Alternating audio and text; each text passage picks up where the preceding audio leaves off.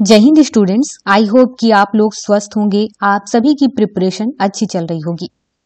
इन दिनों हम तैयारी कर रहे हैं यूपीएससी सीएससी प्रीलिम्स 2023 की, जिसमें हिस्ट्री का एमसीक्यू चल रहा है और इसमें ये 5वां भाग है।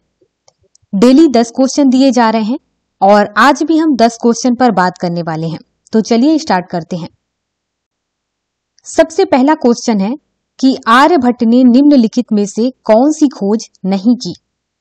पहला है पृथ्वी गोल है, दूसरा है पृथ्वी अपने अक्ष पर घूमती है, तीसरा है पृथ्वी सूर्य के चारों ओर चक्कर लगाती है और चौथा है पृथ्वी की छाया चंद्रमा पर पड़ने से ग्रहण लगते हैं। आप सभी लोग बताइए इसका आंसर क्या होगा। इसका आंसर है ऑप्शन नंबर सी। दूसरा क्वेश्चन है निम्न में से कौन प्रेम मार्गी निर्गुण भक्ति संत नहीं है। पहला है मुल्ला दाऊद, दूसरा है कुतुबन, तीसरा है मंझन और चौथा है मलूकदास। सभी बताइए इसका आंसर क्या होगा। इसका आंसर है मलूकदास। इसके बाद तीसरा क्वेश्चन है फरमान किसके द्वारा जारी किया जा सकता था। राजकुमारों द्वारा, राजकुमारियों द्वारा, राजाओं द्वारा या वजीरे मुतलक्स द्वारा। इसका सही आंसर क्या होगा, आप सभी लोग अनुमान लगाकर बताइए। इसका सही उत्तर है ऑप्शन नंबर सी, राजाओं द्वारा। इसके बाद है क्वेश्चन नंबर 4। निम्नलिखित में से किस सम्राट के शासनकाल के अंतिम वर्षों में वतन जागीर की अवधारणा अस्तित्व में आई थी। पहला है हुमायूं, दूसरा है अकबर, तीसरा है जहांगीर और चौथा है औरंगजेब। इसका सही उत्तर है ऑप्शन नंबर 2, अकबर के टाइम पर। 5वां क्वेश्चन है ईश्वर चंद्र विद्यासागर के बारे में निम्नलिखित कथनों में से कौन सा कथन सही है। पहला ऑप्शन है सामाजिक सुधार व बौद्धिक जागरण के लिए उनके प्रयासों का मूलभूत सिद्धांत मानवता थी।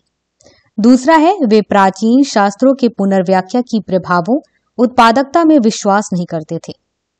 तीसरा है उन्होंने आधुनिक वैज्ञानिक देश शिक्षा के प्रसार के लिए अथक प्रयास किए।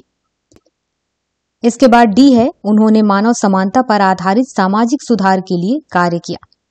अब यहाँ पर सही विकल्प चुनना है, तो आप सभी लोग बताइए कि यहाँ पर ये जो 4 कथन दिए हैं उनमें से कौन कौन से कथन हो सकते हैं ईश्वर चंद्र विद्यासागर के बारे में। तो इसमें ऑप्शन नंबर फर्स्ट है जो वो सही है। इसमें केवल जो बी वाला कथन दिया हुआ है ये गलत है, बाकी सब सही है। इसके बाद 6वां क्वेश्चन है चालुक्य राजा पुलकेशिन द्वितीय के ऐहोल अभिलेख में इसके रचयिता रवि कीर्ति ने अपने आप को किसके समान वर्णन किया है। पहला है बाणभट्ट, दूसरा है भास, तीसरा है भारवी और चौथा है कालिदास। बताइए इनमें से कौन सा हो सकता है। तो इसमें है ऑप्शन नंबर 4, कालिदास और भारवी। इसके बाद 7वां क्वेश्चन है फिरदौसी मकानी या बाबर के संस्मरणों को तुर्की से फारसी में अनुवादित कर निम्नांकित में से किसने अकबर के सामने प्रस्तुत किया और अत्यधिक प्रशंसा बटोरी। तो यहाँ पर 4 ऑप्शंस हैं, अब्दुल रहीम खाने खाना, अबुल फजल, बदायूनी और फैजी। इनमें से कौन सा सही आंसर हो सकता है बताइए। इसका सही उत्तर है ऑप्शन नंबर ए। 8वां क्वेश्चन है उस सुल्तान की पहचान कीजिए जिसने काजी की सलाह पर शरीयत को कार्यान्वित करने से इनकार कर दिया था।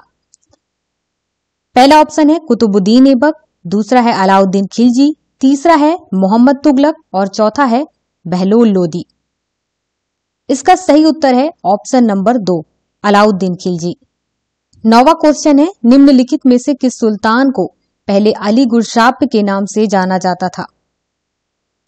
बलबन, अलाउद्दीन खिलजी, मोहम्मद तुगलक, सिकंदर लोदी। बताइए इनमें से कौन सा ऑप्शन सही हो सकता है। इसका सही उत्तर है option number B, Alauddin Khilji. 10वां क्वेश्चन और लास्ट क्वेश्चन है निम्नांकित मुगल शासकों को काल क्रमानुसार व्यवस्थित करें। 4 नाम दिया हुआ है, फर्रुखसियार, जहांदार शाह, बहादुर शाह और मोहम्मद शाह। इसको क्रम पे बताना है कि पहले कौन था बाद में कौन था। तो इसका सही उत्तर है ऑप्शन नंबर 3। इसमें सबसे पहले थे बहादुर शाह, उसके बाद जहांदार शाह और उसके बाद फर्रुखसियार और लास्ट में मोहम्मद शाह। यहाँ पर हमारे 10 क्वेश्चन कंप्लीट होते हैं। आज के क्वेश्चन बाकी के दिनों के मुकाबले थोड़े सरल थे। अब इसे आप सॉल्व किए होंगे। क्या रहा आपका इम्प्रूवमेंट, ये हमें कमेंट के माध्यम से जरूर बताएं।